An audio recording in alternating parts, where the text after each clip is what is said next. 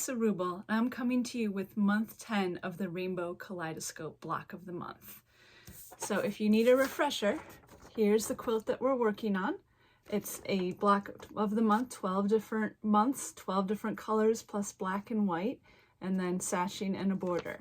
This quilt originally started out in a yellow and gray version, and we had so much fun with it, we decided to recolor it to make a rainbow, hence our Rainbow Kaleidoscope quilt.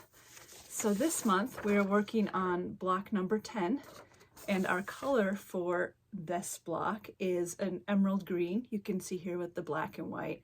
And this block is made up of flying geese, half square triangles, and a square within a square. And the directions will tell you how to make all of those pieces. Now, when you're watching the video, you'll see it making this block right here using yellows, grays, and whites. But the instructions work the same for doing our green, black, and white version so that you'll have a rainbow block for your quilt. So enjoy the video. Head over to sitandsewfabrics.com and search Rainbow Kaleidoscope Quilt if you want to grab another one of these kits. And I'll see you back here next month for block 11. If you are sewing along with us, make sure to tag us on social media with Rainbow Kaleidoscope BOM and Sit and Sew Fabrics, because we'd love to see how your quilt is coming together. Hi, I'm Lisa Rubel of Love to Color My World, and today I'm going to walk you through how to make block number 10 in the Sunshine and Shadows block of the month from Sit and Sew Fabrics. If you've already been sewing along with us this whole time, fantastic. If not, make sure you head over to Sit and Sew Fabrics and grab the block of the month kit. We'll have all the yellow, white, and gray fabrics you need to put together this quilt behind me. You can see I've got the quilt in the middle, and then along both sides I've got the blocks that we've already made. Today we'll be making this block right here, which is made up of a square and a square unit in the center, flying geese units, and half square triangle units. So you'll find the cutting instructions on the block 10 page of this pattern right here in this yellow box. I've got all my pieces cut here to get started. So I'm going to start with the square and a square unit in the center. So I've got my yellow square that will go in the center, and I've got my two white squares. I'm going to start out by cutting both of these in half diagonally. So I'm going to line up my ruler from one point to another and cut, and then do the same on the second one. Okay, so what we're going to do is to position these triangles around the outside of my yellow square, and in order to sew them on straight, I'm going to take each of these triangles and fold them in half and find that center point and just give it a tiny little press. And then I'm going to, so I'll do that for all 4 of my triangles. I'm also going to do it for my center yellow square. So now that I've got the centers marked on my center square and on these triangles, I'm going to start with opposite sides, and I'm going to match up those 2 center points that I pressed in and put a pin in. I'm going to put in a couple others as well, and I'm going to do the same thing on the opposite side. Okay, and now that I've got these 2 pinned, I'm going to stitch with a 1/4 inch seam allowance down both sides. I've got my first 2 triangles stitched on, and when I go to press, I'm going to press the seams toward the white triangles, so away from my centers. And you'll see that the tips of the white triangles extend past the square, and that's okay. And what you can do if you'd like is you can actually trim those tips off. Regardless of whether you trim them off or not, that area will be covered by our second 2 triangles, so it won't show. So, and now I'm going to add in my remaining 2 triangles. Got to make sure with my white on white fabric that I've got it the right side facing down. And I'm going to match those center creases and pin, and then pin out towards the ends here. There's a lot of times that those tips, because you're only sewing through one layer for a little bit, they will fly around a bit. So if you pin them, they don't go anywhere. And then do the same here.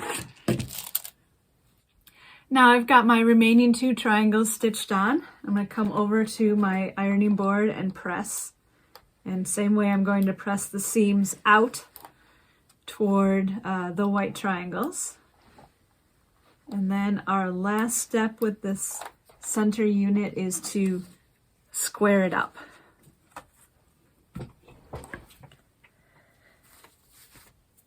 So what we do with this unit is we actually make it a little larger, which gives you some wiggle room when you go to square it up. We're going to square to 6.5 inches, and you want to make sure that 6.5 inches leaves you a 1/4 inch past those yellow corners.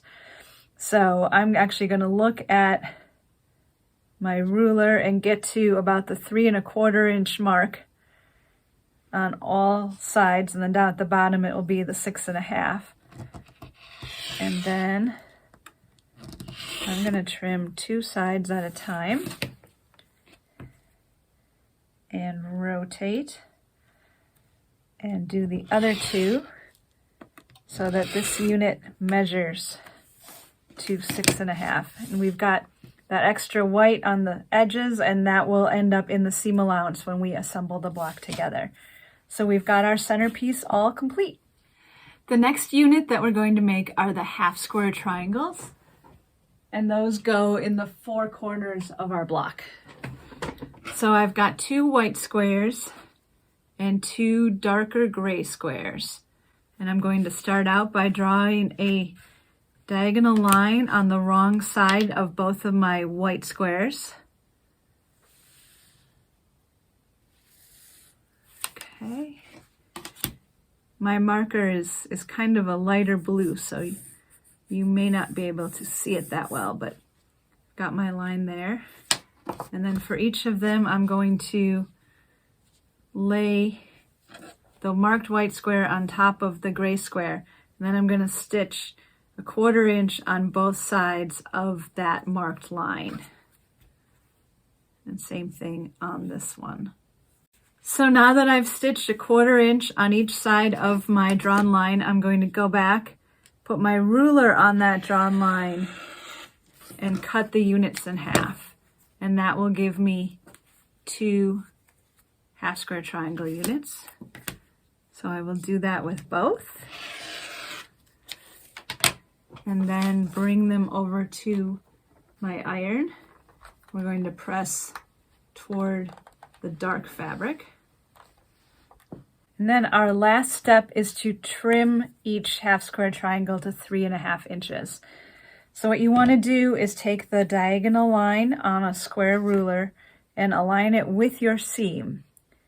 And I like to take as little off of the first 2 edges as I can, because you want to make sure that your 3.5 inch line is on the fabric on the other 2 sides. So on these first 2 sides, it's just a very minimal amount.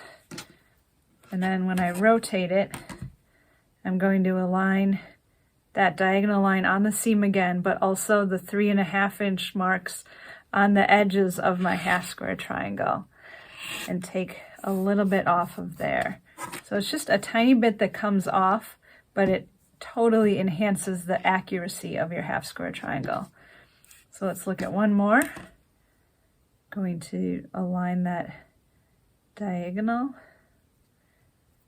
and make sure my 3.5 inch lines are on my fabric, and then rotate it, line up the 3.5 inch lines and my center diagonal,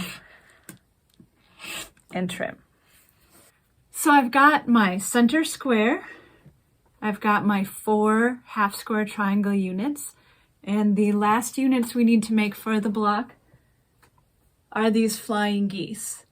Now these flying geese use two different grays, a dark one and a light one, and then white for the background.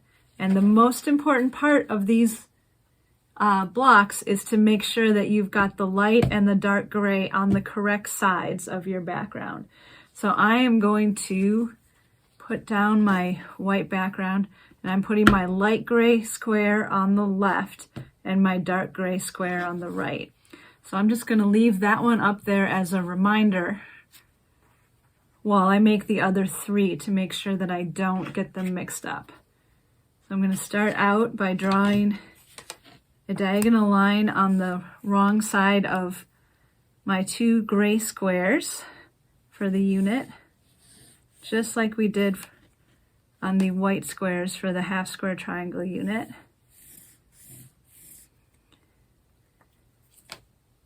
And then I'm going to position the first one. We'll go with the line going from the corner up to the center. So I'm going to stitch on that line, and then we'll come back and add the second piece. So I've got my first gray triangle added. I'm going to turn it towards me and align the 1/4 inch mark on my ruler with that stitch line and trim off the excess. And I will take that over to my ironing board and press that triangle open. So I'm going to press it so that the seams are behind that gray corner. And now I've got the unit half made. I'm going to take my dark gray triangle, set it on the right end of my rectangle with the line going from the center at the top down to that lower right corner. So I'll actually be stitching over this gray, which is why we needed to trim and press that first. So I'm going to stitch on this line. Okay, I've got my second gray square added on, and I'm going to align my 1/4 inch line on the ruler with my stitching line, trim off those extra triangles, and then press this corner open as well, pressing the seam allowance to under my dark gray fabric. So here is my flying geese unit, and these should measure 3.5 by 6.5 inches. And you can bring your ruler over and see if you need to trim any off. There will be overlap at the top, and that will be our seam allowance for when we join these units together. But mine is pretty well set. I've got my 4 flying geese units made with a lighter gray and a darker gray triangle on them. So now I'm going to bring all my units back to my cutting board and line up my block pieces. I've got my pattern here so I can refer back to what it should look like. We're gonna put the flying geese units around that center square, just like that. And then these corner units will go with the white corner poking out and the gray corner pointing toward the center of the block.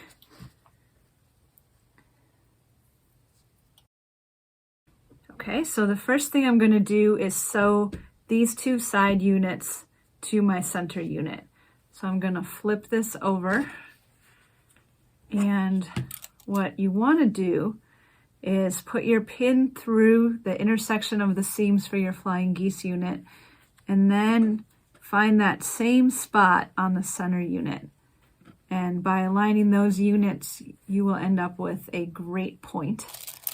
And then I'm going to put a pin in at either end. And so then when I go in my stitch with my 1/4 inch seam allowance, I want my stitching line to be just this side of that intersection, so that when I unfold it, both of the points will show up. I'm going to do the same thing on this side. Find that intersection on both pieces. Line it up. And then I will stitch both of these sides at once, come back and press them, and we'll work on the top and bottom rows. There are my side flying geese units attached to the center, and I'm going to press it first and then we will look more closely at it. So for these, I'm going to press toward the center. And I've got a bunch of layers of fabric there, so you want to give it a little extra time under the iron to help it stay. So if you look right here, you can see that my yellow point and my white point meet in the center, and I've got a really nice point there, so that's great. I'm going to set this aside for a minute, and now we're going to join our half square triangle units to our flying geese units. Now before you do that, just go back and double check with your pattern one more time to make sure that you've got all the pieces in the right places, because then you won't have to unpick later. So I'm going to pin this guy to this end. And then same thing on the opposite end. And I'll do this for both the top and bottom borders. So I've got my two top and bottom borders stitched. And if you look, it kind of looks like two sets of flying geese when all these pieces are together. So I'm going to press these, and these we're going to press out towards the half square triangles on the ends, because that will allow our seams to nest when we join these to the center of the block. I'm going to do the same with this one. Okay, so I've got my block center. And before I pin anything, I'm just going to look at it one last time and make sure that it looks just like the directions, and it does. So I'm going to turn this over and align the seams on both sides, and then put a pin in at the end as well. And same thing here. And then I'll put one more in the middle to hold it. And when I'm stitching across, same thing as with those centerpieces, I want to aim just to the outside of that intersection of the flying geese, and that will help me keep my point. So I'm going to pin this other side on in the same way and then stitch both of these, and we'll take a look at the finished block. So I've got my top and bottom borders added, and I gave them a press. You might have to give them a little extra press just because there's a lot of bulk going on. So let's take a look at our finished block. We've got our square and a square unit in the center, our 4 flying geese units made up of 2 different grays, and then our half square triangles in the corner to finish the block up. Kind of gives it an X shape, I think. So we've got block 10 done. Join us next month when we'll sew block number 11. We're almost done here. And this one is made up entirely of strips. It's got a gradient type look to it.